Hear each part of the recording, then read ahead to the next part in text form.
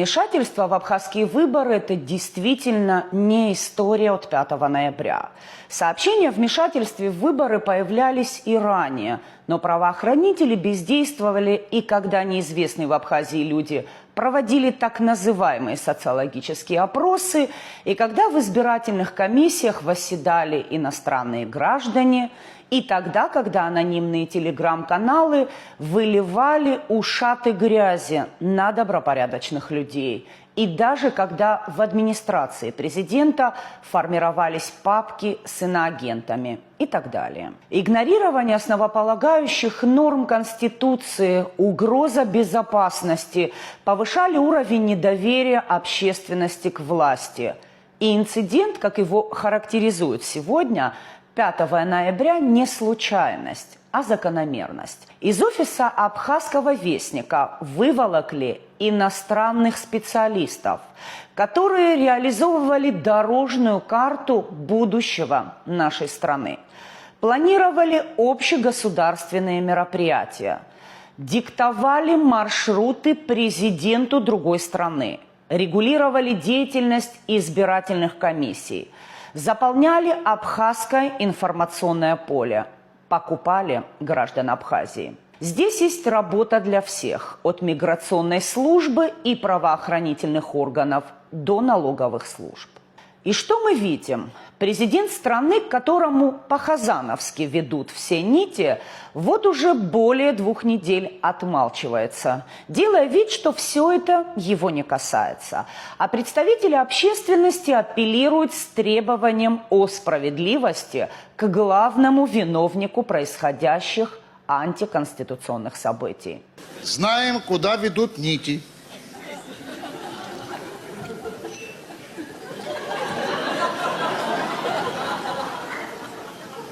И знаем, кому. По именам.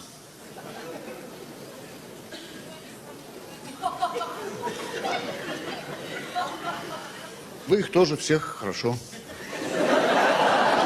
знаете. Вместо него на арену выходит его советник Ахрас-Мэр. Он публикует заявление, в котором открещивается от зарубежных политтехнологов, от газеты, учредителем которой является, и несет нам радостную весть. Газета под названием «Абхазский вестник», издававшаяся тиражом в 40 тысяч экземпляров, закрыта. И все? Ответственность снята? Давайте разберемся детально с этим заявлением, призванным свести тему угрозы безопасности государства к частной проблеме издания СМИ. Ахрас-Мэр, не устану повторять, советник Бадры Гунба, формулирует неконституционные действия зарубежных махинаторов, работавших в прямой связи с администрацией президента, как возникший интерес к теме. Всего-то к теме возник интерес, как к картине, нарисованной художником, или театральной постановке. СМИР успокаивает общественность очень странным постулатом, сообщая, что телеграм-канал «Абхазский вестник», на который ссылались такие СМИ, как «Спутник Абхазия», его, кстати, недавно превратили в частный канал, фактически закрыли. И одноименная газета «Абхазский вестник» – это 2 отдельных проекта, которые должны были превратиться в медиахолдинг. Согласитесь, слабое оправдание и вообще непонятно, к чему оно сказано.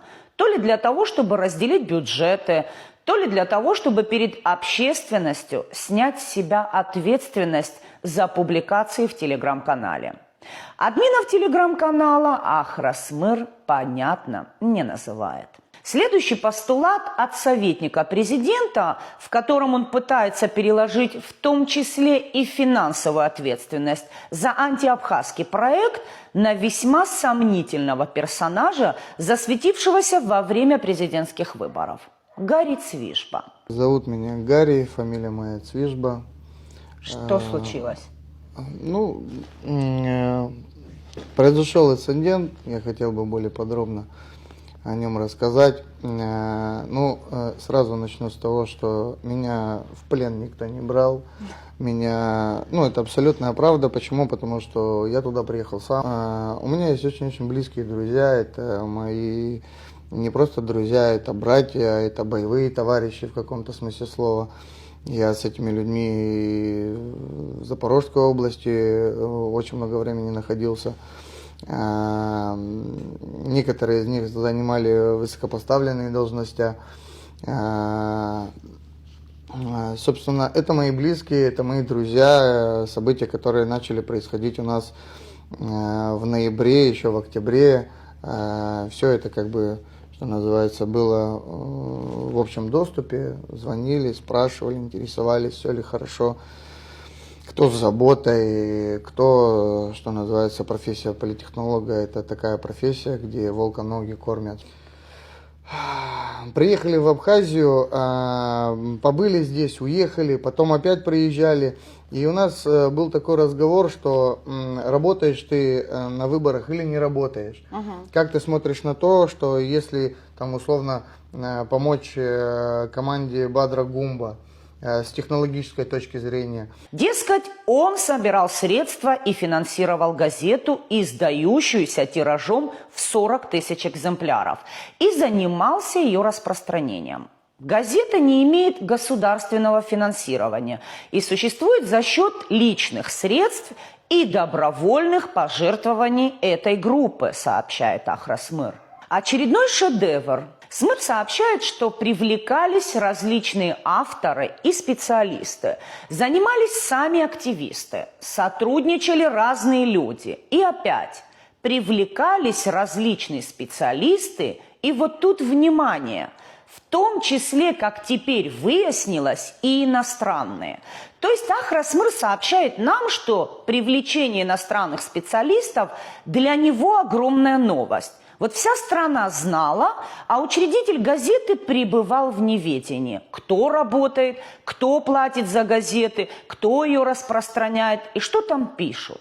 Отлягался по всем статьям и доверил разбираться во всем компетентным органам. Тем самым, которые ни в чем не хотят разбираться и специализируются только на преследовании оппонентов власти. Дальше идет детский лепет с техническими подробностями, связанными с регистрацией газеты. Гарри Цвишба попросил, и Ахрас-Мыр зарегистрировал. В общем, благодетель, да и только. Да еще и увел обсуждение от темы вмешательства в выборы. А теперь вишенка на торте.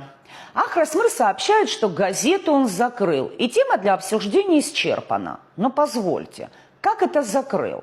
Похоже, опять не договаривает, потому как на закрытие юрлица необходимо время, и оно включает в себя и не только объявление о закрытии газеты в Республике Абхазия, но и проверку налоговыми органами финансовой отчетности и получение различных документов, свидетельствующих об отсутствии долгов и многое другое. Или на советников президента эти правила не распространяются? Так что призываю всех – и МВД, и СГБ, Совбез, прокуратуры, Минюст.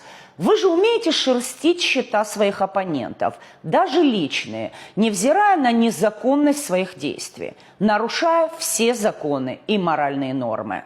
Проявите же объективность и представьте обществу данные о том, кем и как финансировалась не только газета «Абхазский вестник», но и вся выборная кампания, хотя бы по последним муниципальным выборам.